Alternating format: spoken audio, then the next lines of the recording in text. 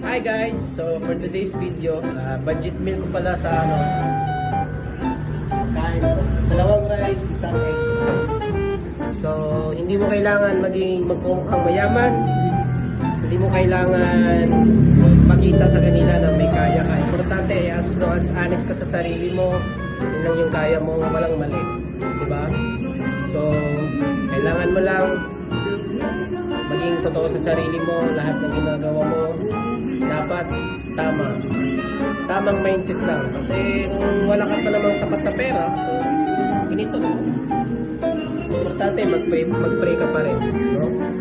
So ingat kayo, God bless, bye bye.